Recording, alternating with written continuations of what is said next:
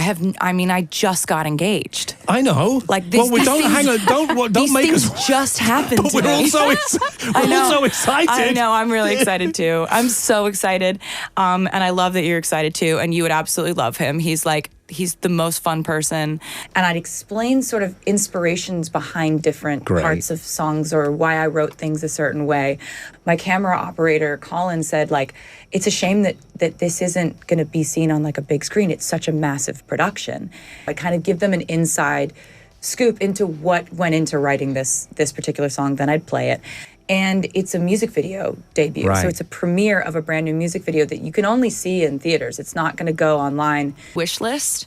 Yeah. It's a song that was actually the last song that we made for the album. And it was the song where, like, after we finished it, I was like, and then in the chorus, it talks about what mine would be. And it's a really dreamy song. It's a really romantic song. Taylor Swift's new album, The Life of a Showgirl, is basically one giant love letter to Travis Kelce, sprinkled with sass, shade, and vows that could double as wedding speeches. First up, Wood has fans blushing over its NSFW innuendos aimed straight at her fiancé. He's like fun and vibrant and has this infectious personality, makes me laugh so much. But like, yeah, you. And then a whole cluster of songs turn the spotlight on how deeply in love she is, with Eldest Daughter reading like vows set to a beat. Next, she practically predicted her own engagement in Wood weeks before flashing that ring. Gold engraving by hand. And I had shown him a video of, like, I just thought her stuff was so cool. So I'd shown him a video like a year and a half ago. It was like, you really know me. Like, I didn't know what I would want, but he did somehow. And that's kind of a flex. Then came Opalite, a shimmering bop tied to Travis's birthstone that fans think throws shade at one of his exes. And so Opalite is a song about, like, kind of forgiving yourself for having gone through something that didn't pan out the way you wanted it to. I'm just happy that song exists, and also, like, that chorus I'm really just stoked about how, like, absolutely infectious. It's giving yourself permission to, like, not have it all figured out or not marry the first person you ever dated. Not in that situation. When you don't know, you know. And finally, Honey flips the script on a once-hated pet name, turning it into Taylor's sweetest lyric yet, all thanks to Mr. Football. Taylor just dropped another bomb in her latest album, The Life of a Showgirl, and let's just say the track Wood is not the kind of bedtime lullaby you'd play for grandma. Swifties are losing their collective minds because, yep, it's basically a not-so-subtle love note to fiancé Travis Kelce. Forget So High School and the Alchemy, those were warm-ups. This one's got double entendres stacked like Jenga blocks, and most of them are aimed straight at the Kansas City Chiefs tight end. And yes, pun absolutely intended. Fans are already dissecting every line, and the verdict is in. Taylor's not exactly being coy here. When she sings about not needing to knock on wood anymore, she's clearly talking about her happily ever after with Travis. But then she doubles down with lines about magic wands, new heights of manhood, and a redwood tree metaphor that, well, let's just say had the internet clutching its pearls and cackling at the same time. Girl basically turned her fiancé into a lyrical forest.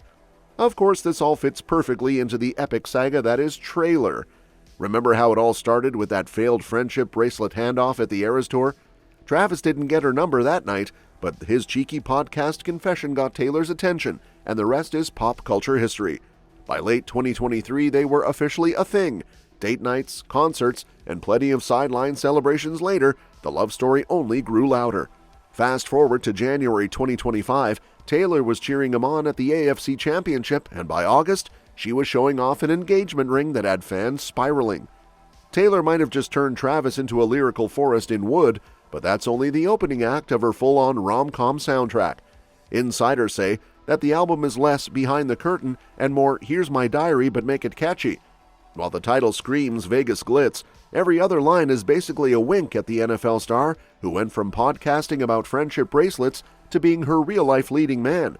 It's like she's telling the world, yeah, I've got stadium tours, but also a guy who makes me want a basketball hoop in the driveway.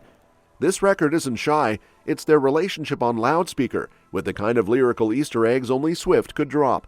Wishlist has her daydreaming about ditching yachts and designer shades for a suburban vibe where the kids have his dimples and the neighbors side-eye them mowing the lawn in matching Chiefs gear.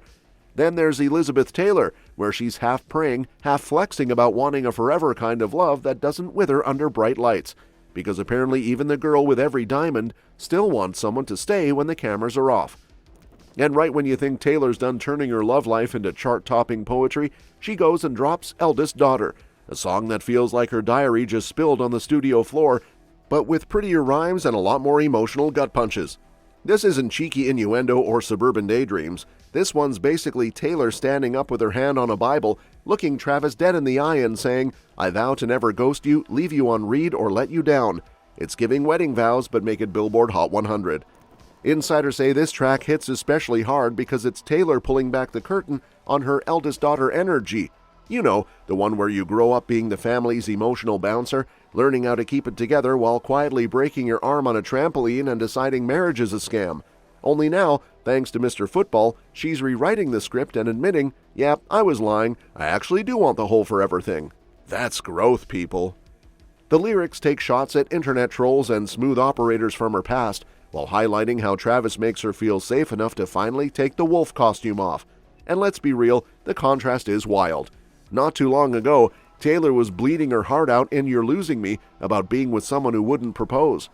Fast forward a couple of heartbreaks and one podcast bracelet fiasco later, and she's singing about Ferris wheels, lilacs, and a guy who actually shows up. And speaking of Ferris wheels and forever vows, Taylor basically time-traveled her own engagement in wood before Travis even dropped on one knee. Only Taylor could make predicting her ring sound like a cross between Shakespeare and stand-up comedy. The girl literally sang, "Don't need to catch a bouquet, a hard rock is on the way," and then bam, weeks later she's flashing a diamond that could double as a disco ball. Swifties are now convinced she's less pop star, more fortune teller with a guitar. The track is stacked with wink-wink lines that only get more blush-worthy the deeper you go. Between magic wands, redwood trees, and Travis's podcast getting a lyrical shout-out, she's practically narrating their rom-com in surround sound. And yeah, when she drops the "his love opened my thighs" bit, the internet collectively screamed into their pillows. Subtle? Absolutely not. But then again, this is the same woman who turned scarf theft into a cultural milestone, so of course she's going to immortalize her man in the most NSFW way possible. And because Taylor never does anything halfway, she's throwing a release party that's basically a mini film festival. Lyric videos, behind-the-scenes chaos, and a theatrical rollout of The Fate of Ophelia?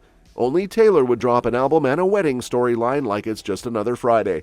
And if predicting her own engagement wasn't enough, Taylor went full sparkle mode and turned Travis's literal birthstone into a bop. Yep, Opalite is track 3, and insiders say it's basically her way of saying, "Happy early birthday, babe. Here's a song that slaps harder than a Chiefs touchdown dance."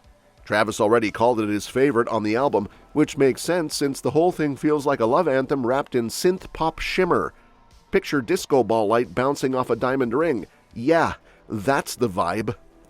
Producers Max Martin and Shellback clearly spiked the track with glitter because the beat is addicting, it's sugary, it's shiny, and it's got Travis twirling around his mansion like it's an after-party.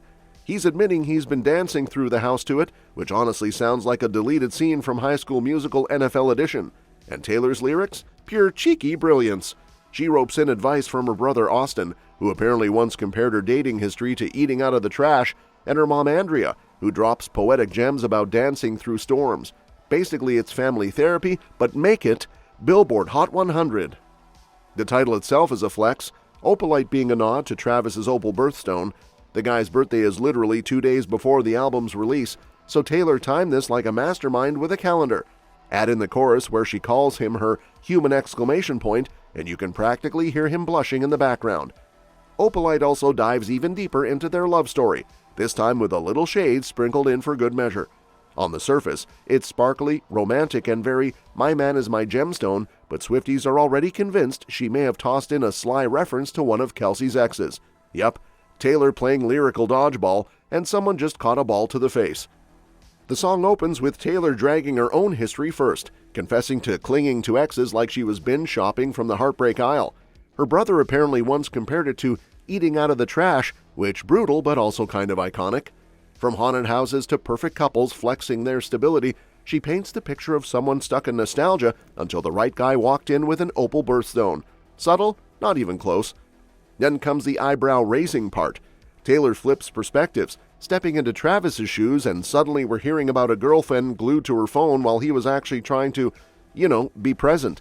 The line, "You were in it for real, she was in her phone," has Swifties pointing fingers faster than NFL refs after a flag on the play. Is this a gentle diss or a full touchdown dance on someone's texting habits?